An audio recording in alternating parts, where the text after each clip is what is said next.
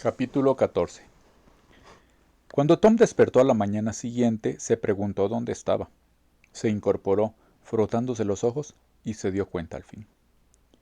Era el alba gris y fresca y producían una deliciosa sensación de paz y de reposo la serena calma en que todo yacía y el silencio de los bosques. No se movía una hoja. Ningún ruido osaba perturbar el gran recogimiento meditativo de la naturaleza.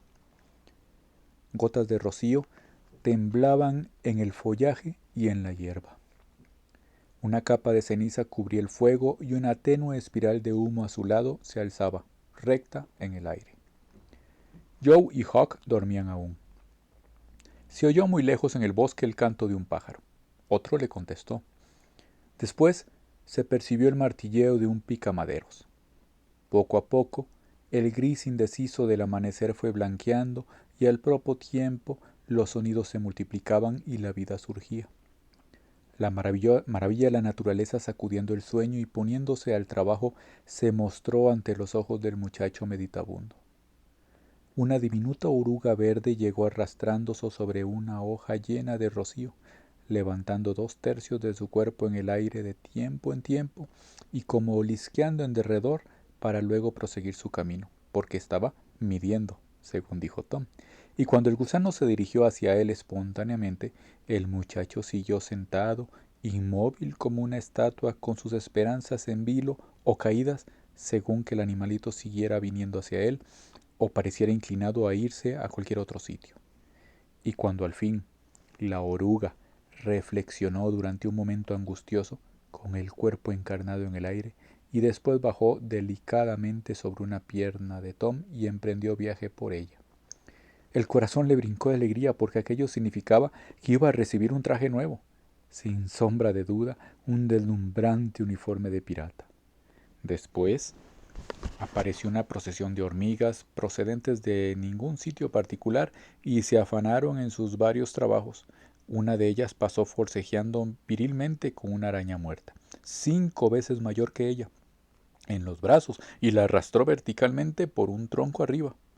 Una monjita con lindas motas oscuras trepó la vertiginosa altura de una hierba y Tom se inclinó sobre ella y le dijo: «Monjita, monjita, a tu casa vuela. En tu casa hay fuego, tus hijos se queman». Y la monjita levantó el vuelo y marchó a enterarse, lo cual no sorprendió al muchacho, porque sabía de antiguo cuán crédulo era aquel insecto en materia de incendios, y se había divertido más de una vez a costa de su simplicidad. Un escarabajo llegó después, empujando su pelota con enérgica tosudez, y Tom le tocó con el dedo para verle encoger las patas y hacerse el muerto. Los pájaros armaban ya una bulliciosa algarabía. Un pájaro gato, el mismo de los bosques del norte, se paró en un árbol sobre la cabeza de Tom y empezó a imitar el canto de todos sus vecinos con un loco entusiasmo. Un gallo, chillón, se batió como una llamarada azul y relampagueante y se detuvo sobre una rama, casi al alcance de Tom. Torció la cabeza a un lado y otro lado y miró a los intrusos con ansiosa curiosidad. Una ardilla gris y un zorro ardilla pasaron inquietos y veloces, sentándose de cuando en cuando a charlar y examinar a los muchachos, porque no habían visto nunca probablemente un ser humano, y apenas sabían si temerle o no. Toda la naturaleza estaba para entonces despierta y activa. Los rayos del sol se introducían como rectas lanzas por entre el tupido follaje y algunas mariposas llegaron revoloteando.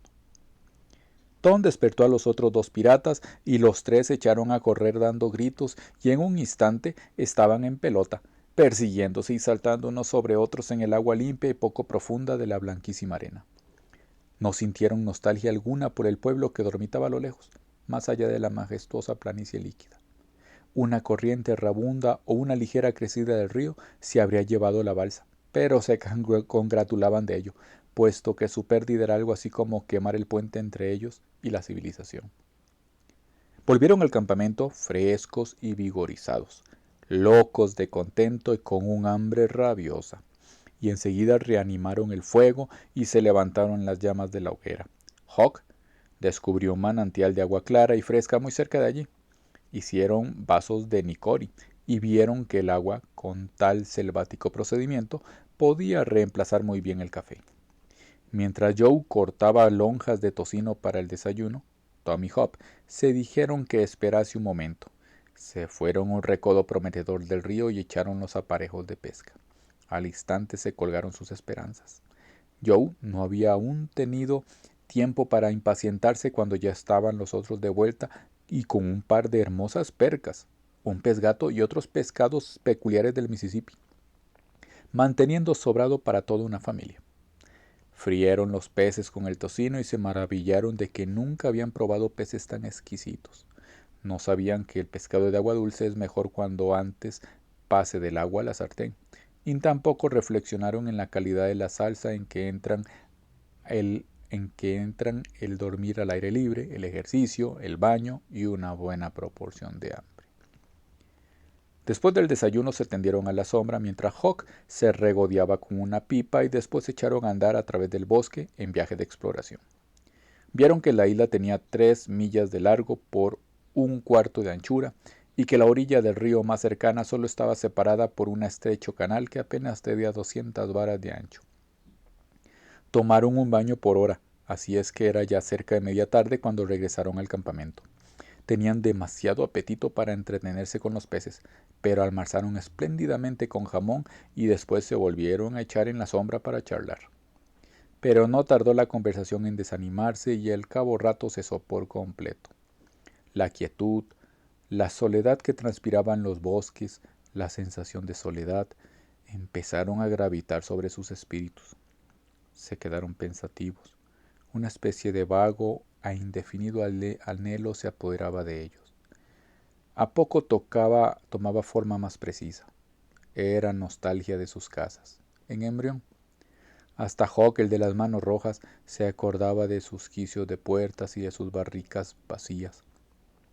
Pero todos se avergonzaban de su debilidad y ninguno tenía restos para decir lo que pensaba. Por aquel tiempo habían notado vagamente un ruido extraño en la distancia, como a veces percibimos el tic-tac de un reloj sin darnos cuenta precisa de ello. Pero después el ruido misterioso se hizo más pronunciado y se impuso a la atención. Los muchachos se incorporaron mirándose unos a otros y se pusieron a escuchar. Hubo un prolongado silencio, profundo, no interrumpido. Después un sordo y medroso trueno llegó al ras del agua desde la lejanía. —¿Qué será? —dijo Joe sin aliento. —¿Qué será? —repitió Tom en voz baja. —Eso no es un trueno —dijo Hawk alarmado—, porque el trueno... —Tss, tss, tss —dijo Tom—, escucha, no hablen. Escucharon un rato que les pareció interminable y después el mismo sordo fragor turbó el solemne silencio. —Vamos a ver lo que es. Se pusieron en pie de un salto y corrieron hacia la orilla en dirección al pueblo. Apartaron las matas y arbustos y miraron a lo lejos sobre el río. La barca de vapor estaba 1 milla más abajo del pueblo, dejándose arrastrar por la corriente. Su ancha cubierta parecía llena de gente. Había muchos botes bogando de aquí para allá o dejándose llevar por el río próximos a la barca. Pero los muchachos no podían discernir qué hacían los que lo tripulaban. En aquel momento una gran bocanada de humo blanco salió del costado de la barca y después se iba esparciendo y elevándose como una penosa nube del mismo sordo y retumbante ruido llegó a sus oídos. —Ya sé lo que es —exclamó Tom—. Es uno que se ha ahogado. —Eso es —dijo Hawk—, eso mismo hicieron el verano pasado cuando se ahogó Bill Turner. Tiran un cañonazo encima del río y eso hace salir a flote el cuerpo. Sí, y también echan hogazas de pan con azogue dentro y las ponen sobre el agua y van donde hay algún ahogado. Se quedan paradas encima. —Sí, ya he oído eso —dijo Joe—. ¿Qué será lo que hace el pan al detenerse? —A mí se me figura —dijo Tom— que no es tanta cosa del pan mismo como de lo que dicen al botarlo al agua. —Pero si no le dicen nada —replicó Hawk—, les he visto hacerlo y no dicen palabra. —Es raro —dijo Tom—. Puede ser que se lo digan para sus adentros. Por supuesto que sí, a cualquiera se le ocurre. Los otros dos convinieron en que no faltaba razón en lo que Tom decía, pues no se puede esperar que un pedazo de pan ignorante, no instruido ni aleccionado por un conjuro, se conduzca de manera muy inteligente cuando se le envía en misión de tanta importancia. —Lo que yo daría por estar ahí ahora —exclamó Joe—. Y yo también, dijo Hawk, daría una mano por saber quién ha sido. Continuaron escuchando sin apartar los ojos de allí. Una idea reveladora fulguró en la mente de Tom y éste exclamó: ¡Chicos! ¡Ya sé quién se ha ahogado! ¡Somos nosotros! Se sintieron al instante héroes. Era una gloriosa apoteosis. Los echaban de menos, vestían de luto por ellos, se acongojaban todos y se vertían lágrimas por su causa. Había remordimientos de conciencia por malos tratos infligidos a los pobres chicos, a inútiles y tardíos arrepentimientos, y lo que valía aún más, eran la conversación de todo el pueblo y la envidia de todos los muchachos, al menos por aquella deslumbradora notoriedad. Cosa rica. Valía la pena ser pirata después de todo.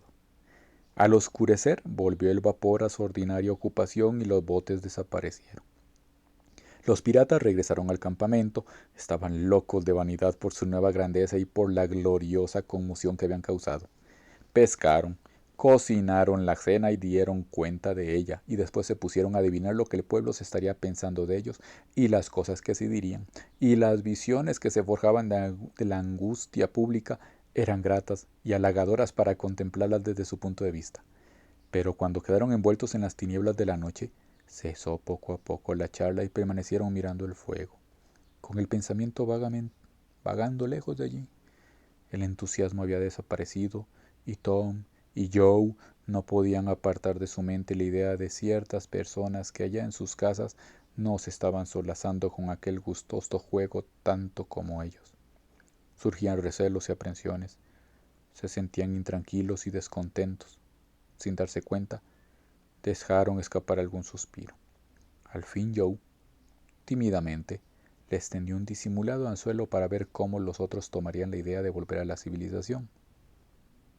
No ahora precisamente, pero Tom lo abrumó con sarcasmos. Hawk, como aún no había soltado prenda, se puso al lado de Tom y el vacilante se apresuró a dar explicaciones y se dio por satisfecho con salir de mal paso con las menos manchas posibles, de casero y apocado en su fama.